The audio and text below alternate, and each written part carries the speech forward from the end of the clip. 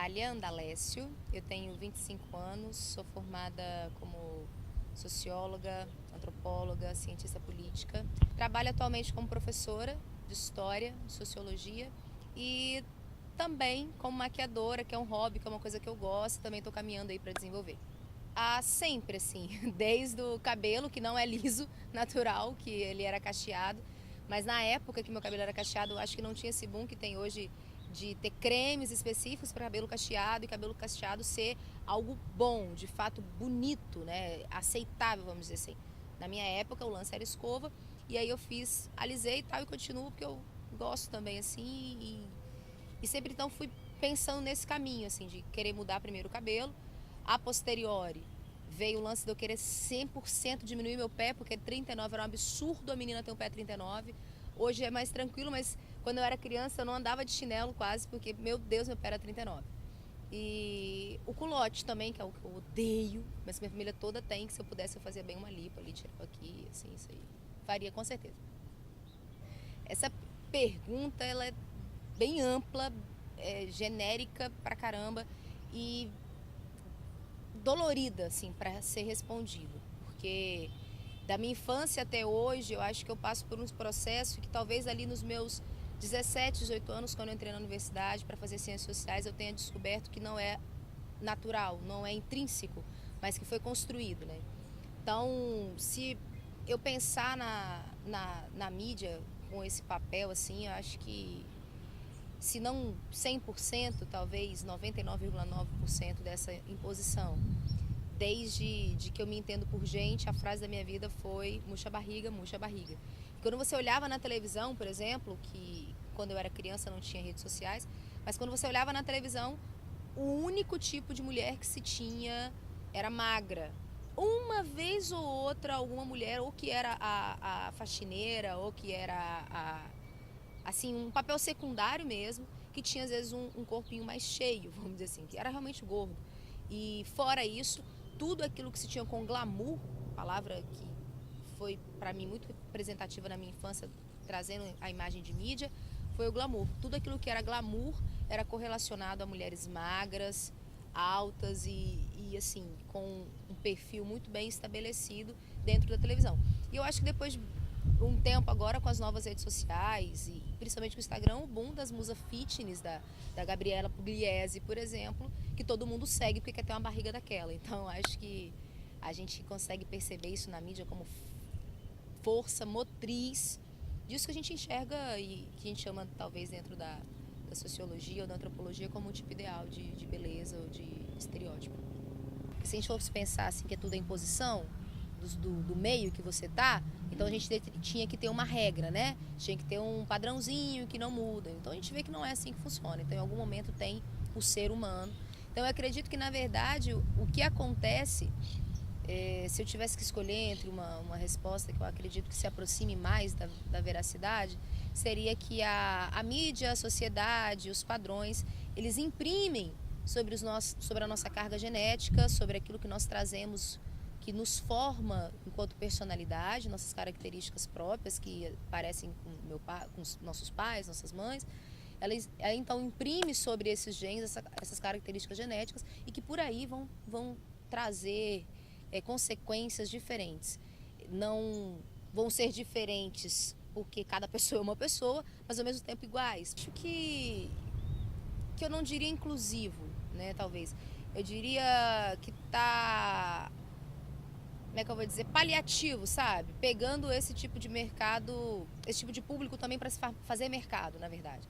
Eu acho que a gente não pode tratar de inclusão porque a mulher gorda, e aí não vou tratar nem tanto do homem agora, mas falando por ser mulher, a mulher gorda, ela por mais que se tenha agora as lojas plus size, não se tirou o rótulo de especial. Quando você vai numa loja, por exemplo, você quando tem um tamanho acima do 44, você continua sendo especial. E onde que isso se torna inclusivo? Inclusive é quando não se tem mais a especificação de diferença. Então você tem uma loja só para mulheres gordas. Você não tem uma loja onde você vai de uma magrinha a uma gorda, por exemplo.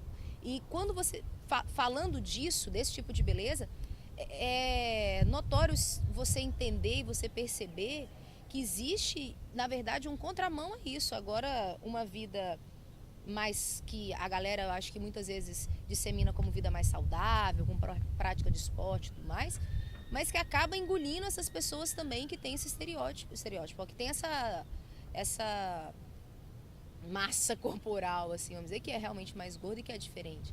Então, eu não sei se eu chamaria pessoalmente de inclusão, talvez seria algo muito mais próximo a fazer desse público também um nicho de mercado, do que de fato inclusão. Porque se mudar parâmetros de beleza, daquilo que é belo, é algo muito denso, muito profundo. E como se diria Levi-Strauss, tem que ter uma rachadura de estrutura muito forte. Eu acho que a gente está longe disso. E em certa medida, o meu trabalho, de certa medida, ele ainda intensifica esse padrão. Porque, por exemplo, quando eu vou fazer um trabalho de contorno, eu tento afinar nariz, afinar a bochecha, deixar tudo mais fino. Eu não tento enlarguecer um nariz, enlarguecer uma bochecha. Percebe? Isso que eu falei antes, né? Tá tão intrínseco, tá tão forte esse padrão, essa estrutura, que você sair dela é muito complicado. Você chegar uma mulher para mim, sentar na minha cadeira para ser maquiada e pedir que eu aumente o rosto dela, eu duvido muito que isso vai acontecer em algum momento, de fato. Por exemplo, quando eu fui maquiar uma menina para fazer formatura, mas isso quando eu morei lá em Belo Horizonte, que ela tinha câncer. Então, assim, foi toda uma maquiagem bem específica, com materiais bem específicos.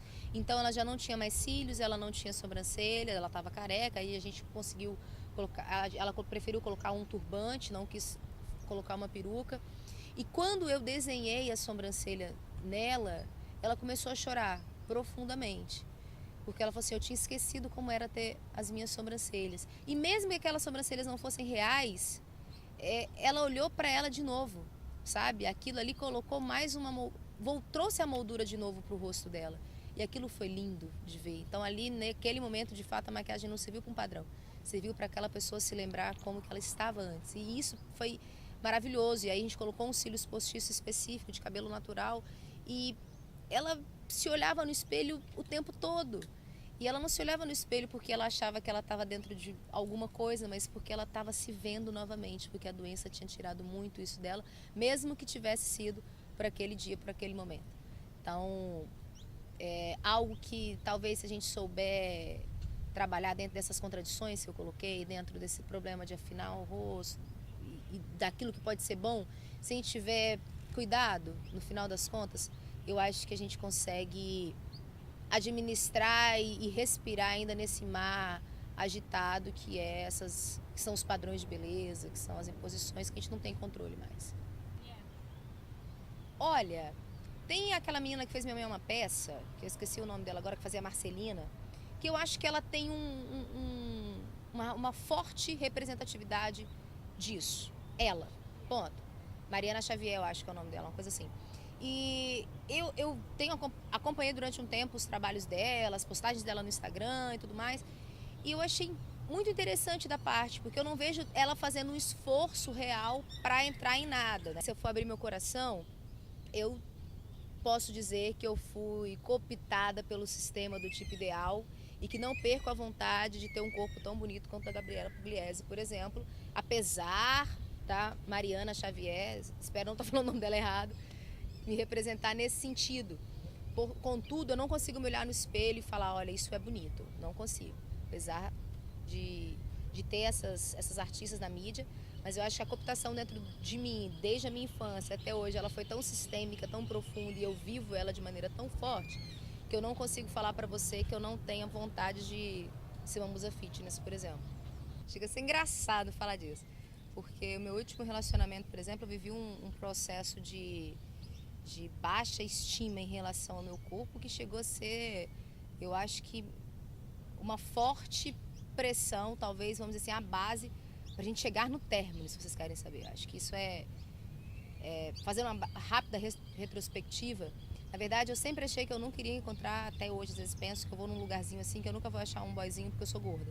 E isso sempre vem à minha cabeça, são pensamentos que estão aí o tempo inteiro.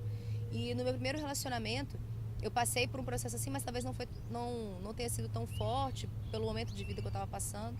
Porém, nesse último relacionamento, que terminou há um mês mais ou menos, A gente viveu várias crises dentro do relacionamento, porque eu toda hora virava para ele e perguntava assim, mas você me acha bonita assim mesmo? Como que você me acha bonita? Porque ele era um padrão fitness, todo trabalhado na academia, vamos dizer assim.